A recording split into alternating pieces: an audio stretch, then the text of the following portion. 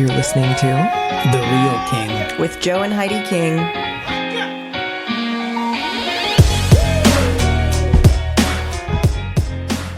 This week, we are talking about imagination and how it can either bolster your faith or be a hindrance to it. We want to align every thought with God's vision and plan for us, right? Well, let's get into it. You good? Yeah, I think we're good. Hello and welcome. Welcome. To this week's podcast. Carlos, are you ready? I was born ready. What a week. What a church service. What a week, yesterday. and it's Monday. What a week. Last week was a week. Man. Last was a week was a doozy. week. I felt like it was Monday to Friday in a blink of an eye. Yeah, and just so much stuff. Yeah. Yeah, Can't definitely. think of a single thing at the moment. Oh, I What can. happened I last can. week? No, I was really busy at work and yeah. it's busy It everywhere. was a lot. We had some technical problems with the PCast. Oh, yeah, that was our Monday. Yeah, Yeah. But we bounced back. yeah. It's kind of neat though to see. Kind of neat. Oh, That's it's pretty neat. That's pretty neat.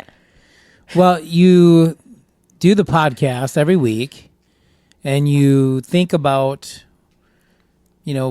getting it out there, getting the message, praying that God does something for somebody through it. And then you don't realize how much it means to you to be in this process until you can't, Oh, yeah. we had no control. Yeah.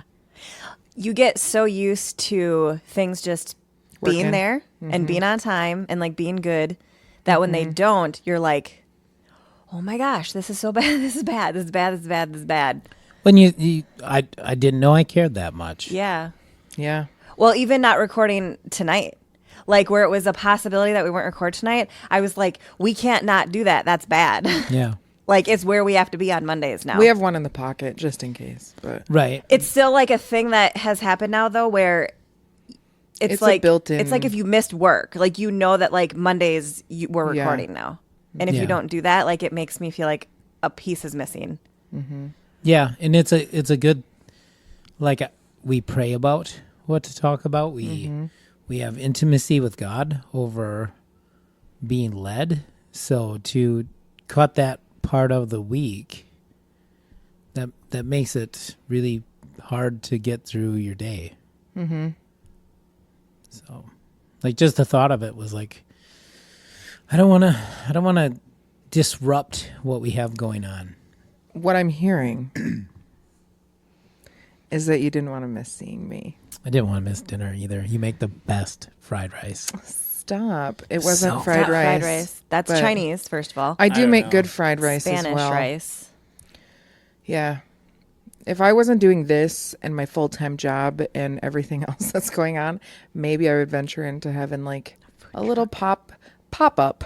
You wouldn't want to do that though, because we were both in service industry and restaurant. I would do it the Roy Choi way where I have a certain amount of food and it's it's just done. Yeah, Yeah, that's a good way to do it.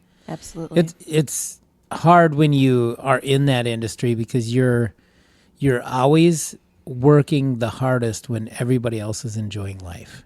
I feel like not necessarily with like pop-up though. No, but in that,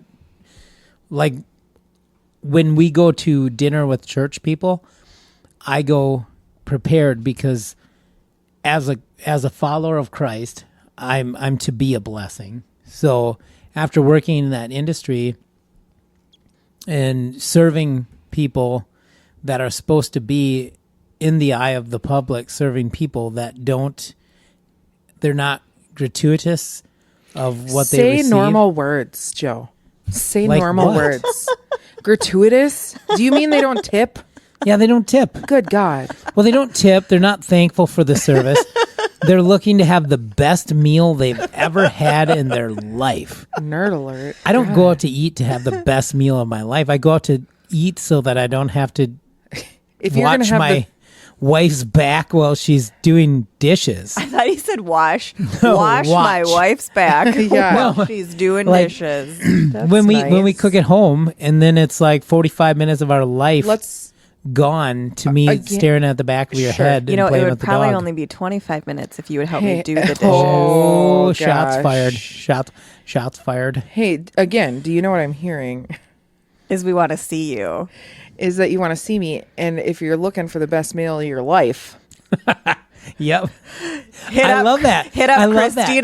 That. This is so good because we literally just I gotta quit saying literally.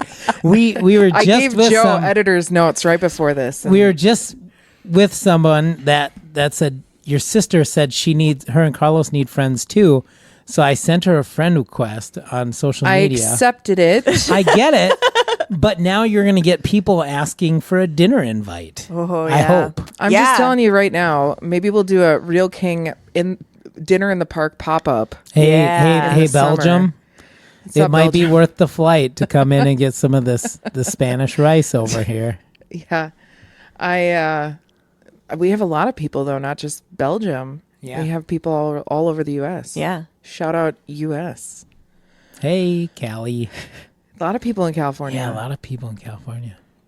Mm-hmm. That's awesome. I was out in California for a little while. Vacaville, Davis, Sacramento. Mm-hmm. It was interesting. Stayed on a mini horse ranch. Slept outside the whole time. Yeah.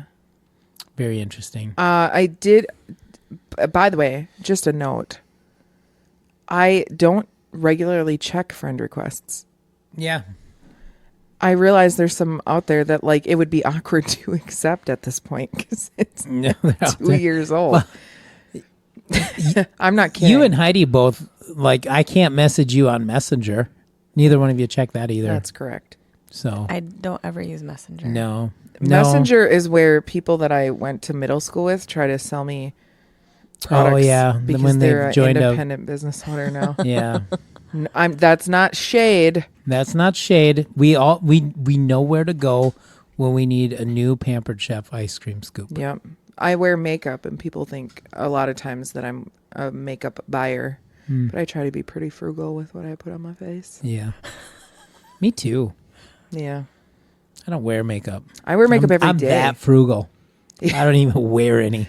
That's good. No. You're pretty enough as it is. Well, He is thank pretty, you. though. It's stupid. He is. Yeah.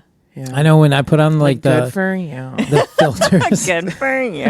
when Yeah, I put on the wouldn't let us filters, put a filter on the most recent because I look just picture. like my mother.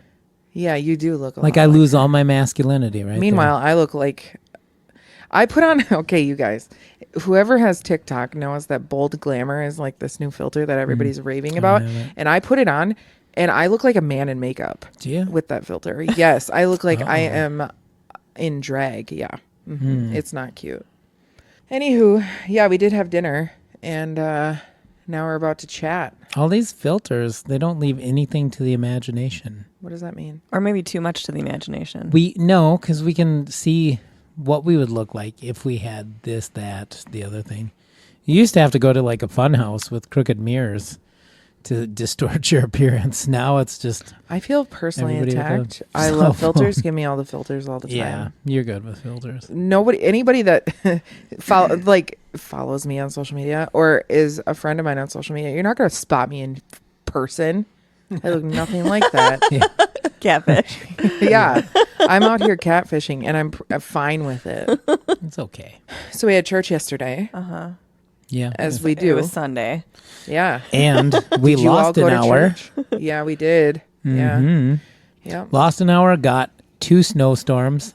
Then we were speaking yesterday, so Hey, also quick. yeah. I used to work with a J-Dub, a Jehovah's Witness. Yeah. And I always found it so funny because she hated daylight savings time, and she called this the devil's time.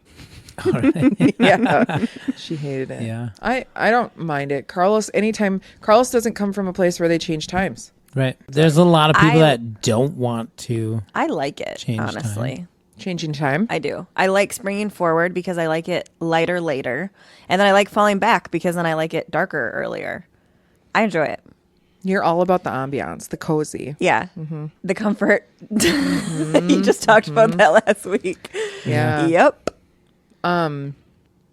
Yeah, so you guys did speak, but there was a lot that happened even before that. I was wondering if you were going to get to.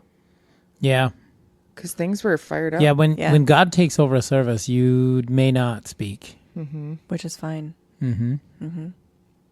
Yep, disruption.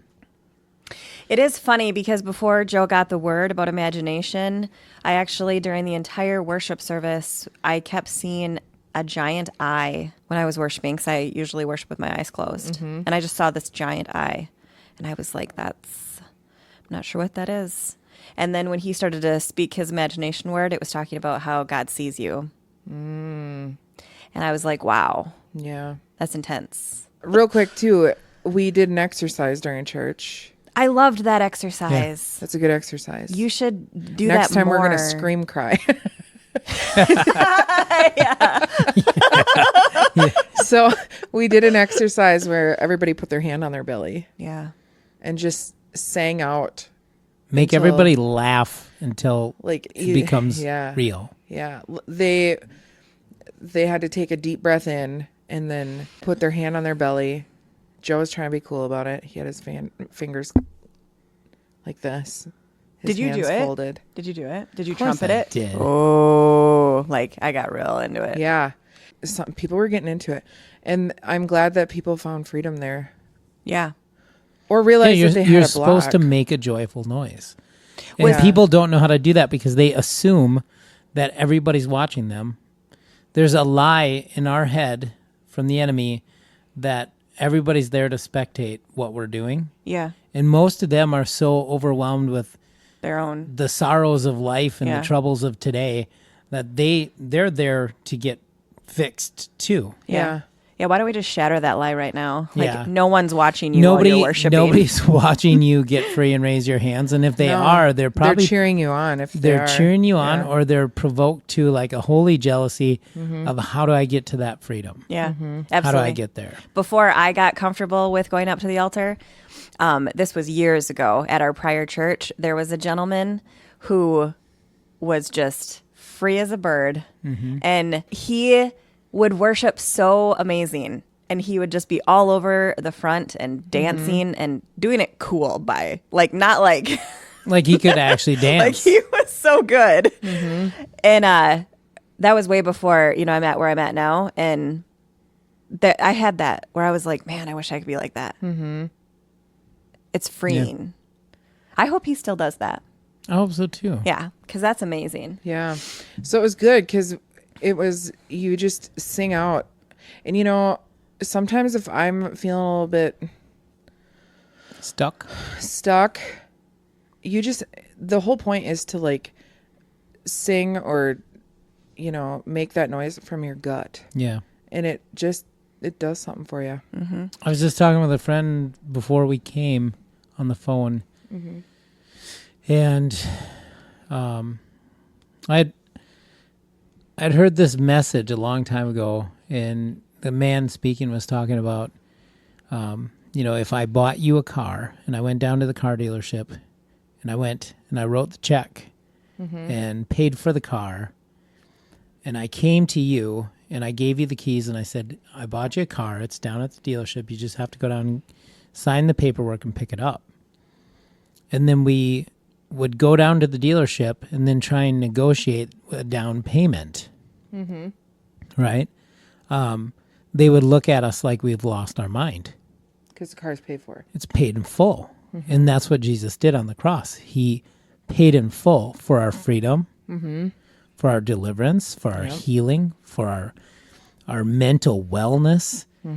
So it's like every time we get in a place where we should just go pick up the car and take it for a ride, we're trying to negotiate a down payment. What do I have to do to get to this spot? Yeah. And he trusts us, and he's waiting for us to just step into our own in him. Yeah. It's like we're trying to pay him back. Well, we all want our heart's cries to be authentic in some way. Yeah. And the only way I've ever become authentic is if I put my whole self into the knowledge I have of God, and then that when his personality and his spirit gets into my being and I get to have him come and dine in me and I dine with him, that's when I become authentic. And then my personality mixed with his word and his spirit brings me to a place of freedom that I never thought possible. And so those places where you get to where you can dance free and you can sing and you can, you don't have to win Grammys to sing in church. No, you because don't. that's a show. I'm proof of that. We were watching a Benny Hinn teaching. Now everybody only knows him because of him doing crusades and people tipping over, but he's actually a really good teacher, like a Bible teacher. And he was at his son-in-law's church and his daughter's church. And he was teaching on worship.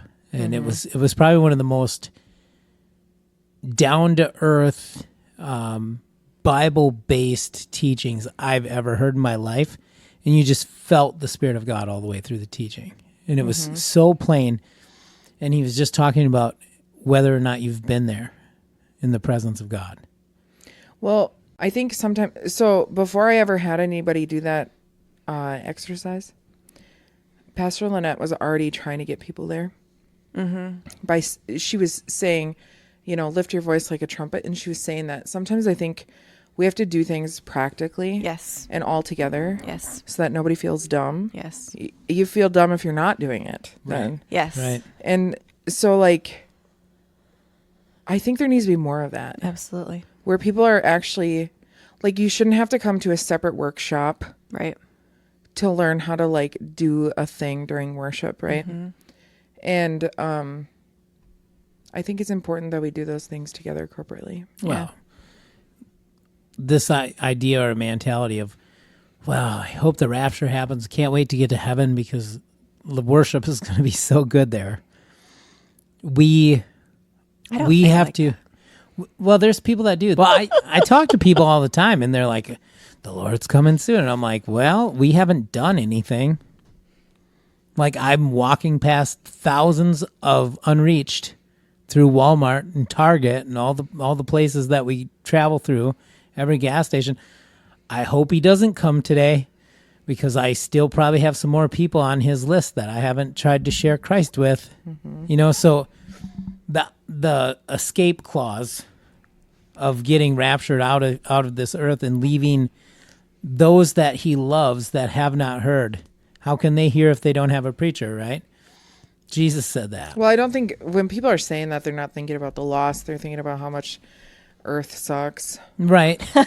So but this is the thing. Earth sucks. Your worship and you ministering to the Spirit of God through your worship and your praise in this element on this earth where you're in adversity, you're under oppression through governmental things and communal things where people are rising a standard against your high standard, saying you're not accepting, you're not affirming, you're not loving because you won't affirm my sin. So if we can worship and praise God through that and lift up a joyful noise here, that's way more meaningful to God than when we're on the other side in eternity, because we're going to be in his presence. I don't even think we'll think like that. So it's interesting because yesterday, I walked in early and I looked at Heidi and there was a song playing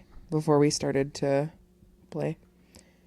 And I said, Heidi, I could just scream cry this song. Yeah. For a while. Yeah. That's good too. She was like, yeah, me too. So there was a heaviness. Yeah. Right.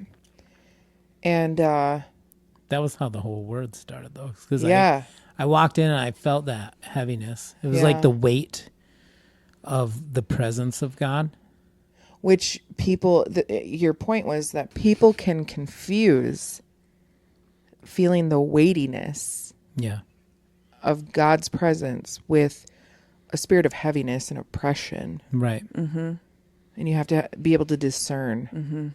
Yeah, because it was a good sometimes he's just thick. Yeah, and we carry so much in with us that we're thinking about circumstance, right? Like the bill you just got in the mail. Church. You get the mail on Saturday and you get a medical bill from something and you're looking at it, it's like, oh man, how are we ever going to? And then you drag all that in. The one morning you set aside to worship in a corporate setting, and then a lot of times you're met by people in similar struggles because that's your peer group, and that's what attracts you to each other because misery loves company. Like all of a sudden you have these conversations right away in the morning before worship about, I was at the doctor this last week, and they said it'd take a miracle to have my knee or my arm, or and you have all these dialogues going on, and then you walk in and you feel that weight, and you're like, oh, I shouldn't have came today. And your discernment's down. Like your discernment's not where it needs to be, because when I walked in and when I felt that weight, I had gotten a call to do a trauma cleanup on Friday. And it was not a good situation. And I actually haven't done that in a while. Yeah. And I was really glad they contacted me, because then I got to the place and I got to try and minister to one of the residents, so, and that stuff's real touchy. Feeling of, yeah, because you have residents come out of places trying to get details, and you can't say a word. I have to go in, deal with the situation. I have to be respectful of everybody involved. I can't have an opinion. If I look around the apartment or the unit and there's drugs and alcohol, I don't get to have an opinion of why anything happened to anybody. And as a Christian, a follower of Christ, my heart breaks for those people and the family. And then to be the first one there, like that's not cool to so I already had like a heaviness of my own, because I just had this experience, and so I walk in and the Lord just starts speaking to me about my discernment and the discernment of others. And if we walk into, if you think about John on the Isle of Patmos, when Jesus appeared to him, he fell like a dead man, fell dead, right? Right. Jesus says, don't be afraid.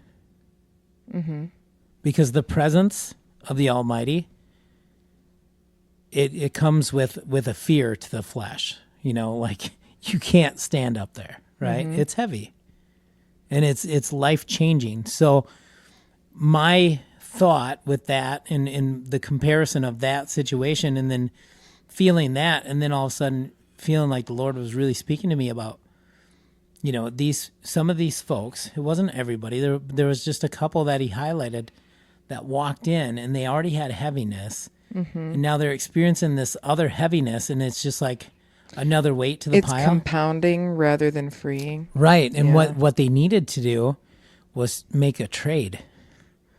He wanted to take their heaviness. Yeah, because his yoke is easy, and his burden is light. Yeah. So one of the things, like I felt like the Lord spoke to me today. So Heidi, real quick, while he's looking that up, were you seeing? So you were in worship, and when did you feel like you got that vision of the eye? Was it like right away? It was just like an impression that you had. It was impression. And so there was a theme. Did Mom get a word too?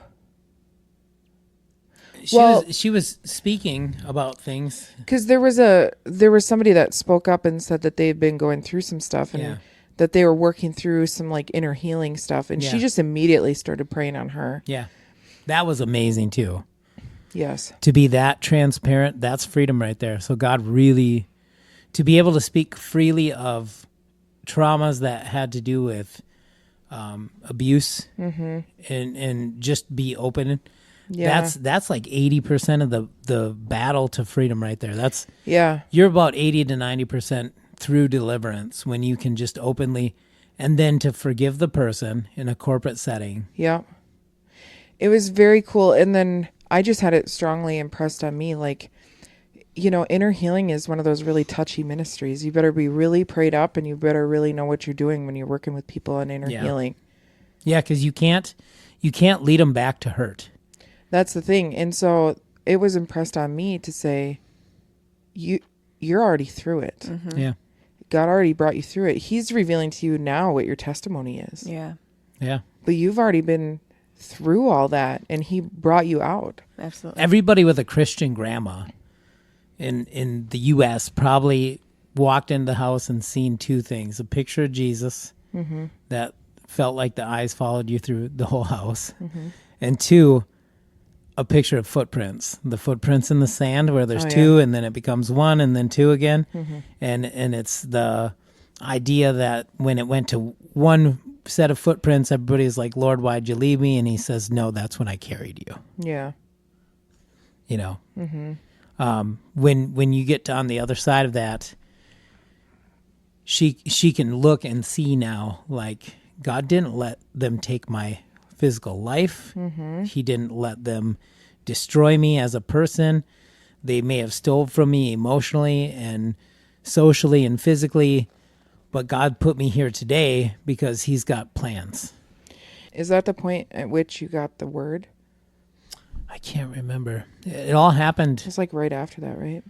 Yeah, and there was no planning for anything. You know, we were just going through the service and But music. what's funny is, like, you had that word about imagination. You were up front with him, weren't you? Not at that point? No, she was still. The night before, Carlos and I were looking at some stuff for, like, media. And then I was like, I stumbled upon this quote from Oswald Chambers. And then he has My Utmost for His Highest, like that devotional. And then I ended up reading the whole thing. And you were talking about... Using your imagination with your faith. Yes. And the way... I'm going to read it quick. This is from My Utmost for His Highest. You want me to share the part of the word? Yeah. So that was where Pastor Lynette came in, because she had a vision that it was like the hands of God just took the weapons raised up against people and just crumpled them up into powder, and just she watched it like sift through his fingers. And then what I had gotten was that the weapons, we were looking at circumstance, like Peter looking at the waves when he stepped out of the boat. People were looking at circumstance as the weapons, and those aren't the weapons. So the weapon that was actually the thing that was being weaponized against people was their imaginations. So their thought patterns, their thought life is what the enemy was using as a weapon to tear them down and to build strongholds and gain footholds in their life, and then cultivate an environment of circumstance around them so it was easier to use their minds against them. So it was a word where we ended up praying over people for mental breakthrough and spiritual breakthrough and sound mind. Which is the song that was playing. Yeah, so God kind of had a theme, like way before we even knew what was going on. So it's from Oswald Chambers, the thing that I had read. And it's funny because I was also in a discussion with Mom and Dad like the night before, and I said something, we were talking about a lot of things, but I said, you know, it's very interesting to watch people sometimes when they are pleasantly surprised at a situation, because so many people gear themselves up for worst case scenario because they imagine it. I mean, we've talked about this a little bit before, where like people, you know, anybody has probably had an imaginary argument in the shower. I can have a full argument with you before I run into you. Right. And then you run into finish me both and sides I'm of not it. feeling any sort of way, but you are immediately angry. You know what I mean? Or like you're immediately like on a different level. I gotta call this person, but they'll probably do this, and if they don't answer the phone, it'll be this. People gear themselves up a lot, and they most of the time they're incorrect. I mean, research shows. Yeah. I'm not saying me. I'm saying there's actual research that shows that when you try to guess what people are going to do, you're wrong most of the time. Well, just like the whole worship thing, where the first time I ever raised my hands in church, Like, I felt led to surrender to the Lord, but I wasn't really thinking about surrendering to the Lord when I lifted my hands. I was thinking about, oh my God, people are probably watching me right now. That's so weird. Nobody is watching Yeah, you. nobody Say it is. again. Nobody's watching you. The greater the level of freedom you get, the less you're moved by those thoughts. The verse is, Thou wilt keep him in perfect peace whose imagination is stayed on thee. Isaiah 26:3. And it says, is your imagination stayed on God, or is it starved? The starvation of the imagination is one of the most fruitful sources of exhaustion and sapping in a worker's life, which is interesting because look back at our bad day episode. And Heidi, you and I literally were looking at our energy bills, and we talked about this, how we looked at our energy bills to see in real life. We did this. Like, where is the energy going? Yeah. Like, what's our usage? And this is talking about, like, if you lose your imagination and your ability to imagine all the things that God can do for you, it's one of the most fruitful sources of exhaustion in your life. Or you use your imagination to imagine what if or what could happen. And we said this once before on episode 2, but like, if you have a thought of, but what if, that is never coming from the Holy Spirit. Right. No. That is always coming from the enemy. Okay, so it says, if you have never used your imagination to put yourself before God, begin to do it now. It is no use waiting for God to come. You must put your imagination away from the face of idols and look unto him and be saved. Imagination is the greatest gift God has given us, and it ought to be devoted entirely to him. If you have been bringing every thought into captivity to the obedience of Christ, it will be one of the greatest assets to faith when the time of trial comes, because your faith and the Spirit of God will work together. That's so cool. It is. Well, you can use your imagination to, you may not physically see a mountain moved and cast into the sea, right? But you can imagine. You know what's wild? What? I mean, we have people that listen in Denver. Carlos and I went through Colorado last year. The mountains are, you guys, a mountain and cast it into the sea. Do you know how big a mountain is? Right. We live in the land of molehills over here Yeah. in Wisconsin. That's so big. I think of that every time I'm in the mountains, every single time. And you guys know I like to go to the mountains almost more than I like to go to like the ocean. But it's just the enormity of it. Like, that's wild. So it said, learn to associate ideas worthy of God with all that happens in nature, the sunrises and sunsets, the sun and the stars, the changing seasons. And your imagination will never be at the mercy of your impulses, but will always be at the service of God. It says, remember whose you are and whom you serve. Provoke yourself by recollection, and your affection for God will increase tenfold. Your imagination will not be starved any longer, but it will be quick and enthusiastic, and your hope will be inexpressibly bright. God's been working with us. We were just talking yesterday because Maximus bought this flower, and it's been like blooming out of season. Oh, like a plant. Yeah. Okay. So it continues to just bud and bloom, and it's out of its season. And then I was listening to a teaching by Bill Johnson, and he was talking about how that started to happen in his wife's prayer room with a plant, and all of a sudden it was blooming like 12 months out of the year. And he said God started showing them that he was getting their eyes off of what we see as natural seasons and the ability of natural season and natural fruit production into a supernatural. And then he quoted Ezekiel 47:9 or 12, I can't remember, but it talks about the trees planted by the river. You you know that it talks about us as humans knowing that the harvest is, this time of year, but those trees, because of what God did, we're going to produce fruit every day of every year, right? And getting our eyes and our imaginations off of natural seasons and starting to apply, the economy of heaven to our situation. So like the economy of heaven, us being a part of that, we're not held into the realm of the natural season of this earth, the weather or whatever. Now it's like the timing doesn't seem right to us for this or this, situation. But what God's doing is he's producing fruit out of season, and then we're going to see a harvest out of season.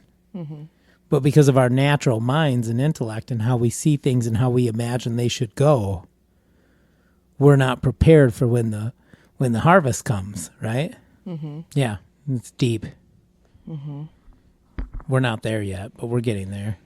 But that the whole using your imagination, like he gave us this imagination, and more often than not, we allow the enemy to use it as a playground to take us into a lack of confidence, because we can imagine the worst of the worst, the worst case scenario, instead of imagining the best case scenario.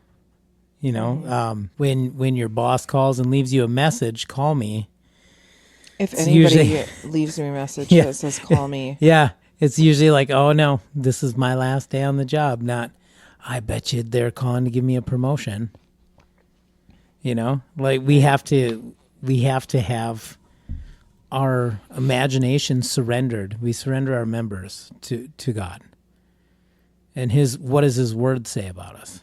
We're born for such a time as this. We're beautifully and wonderfully made.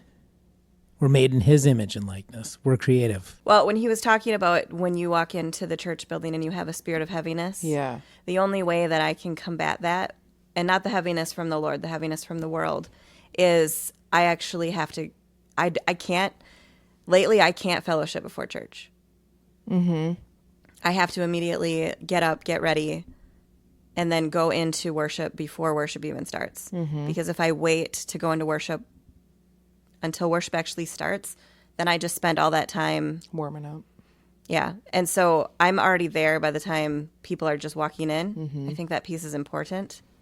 Obviously, there's tons of people that don't do pre-service prayer, which is fine. But for me personally, that's something that I've had to do.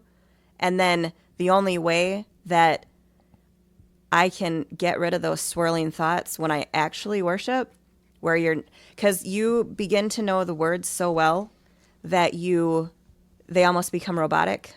Yeah.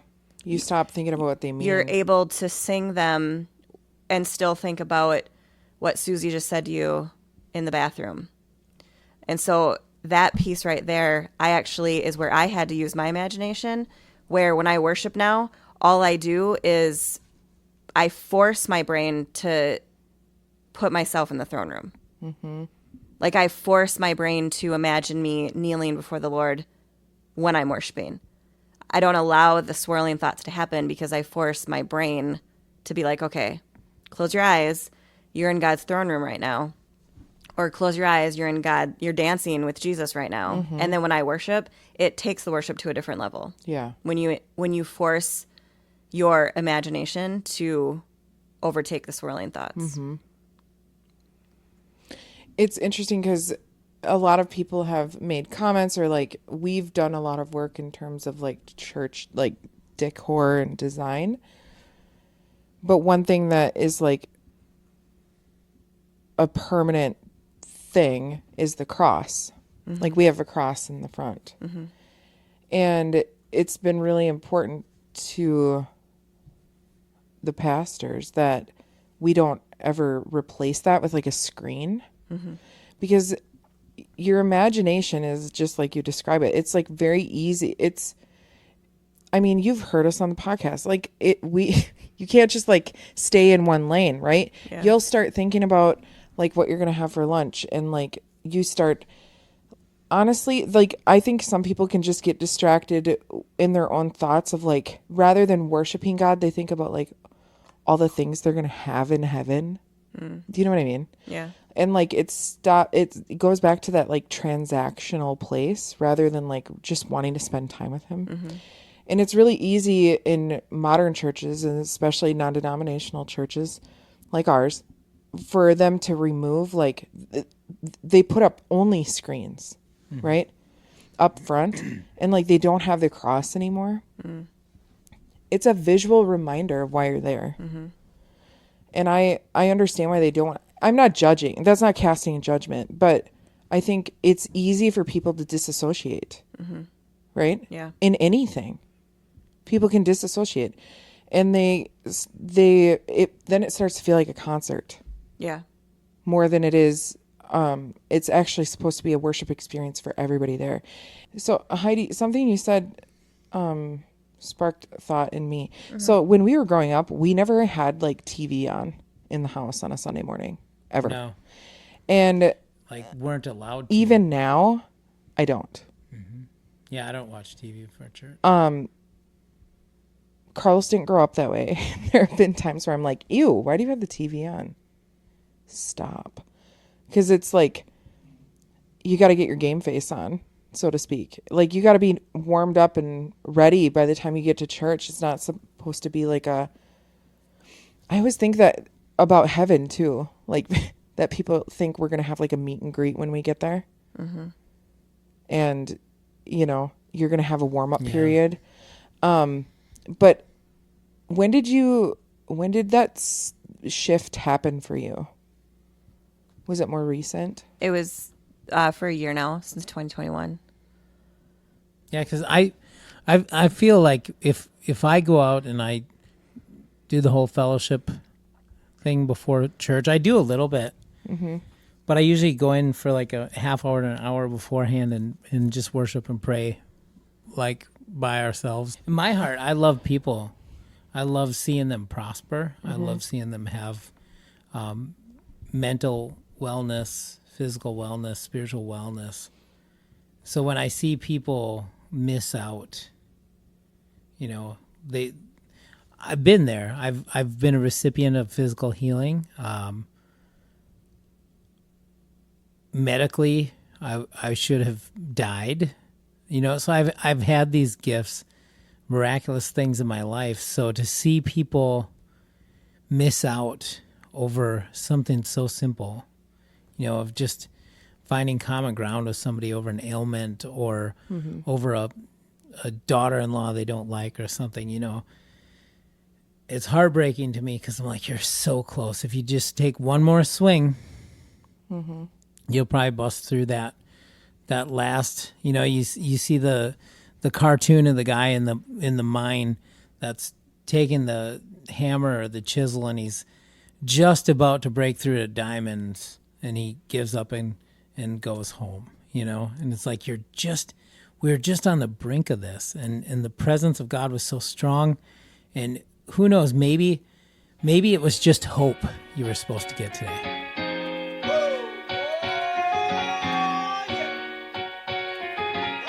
Thank you so much for joining us today. We pray that you found encouragement through what we've shared. We would be so honored if you would make sure that you're following us. You should also find us on Instagram and Facebook. You can find us at The Real King Podcast. That's at THE Real King Podcast. And don't forget, we put out new episodes every Monday. See you next time.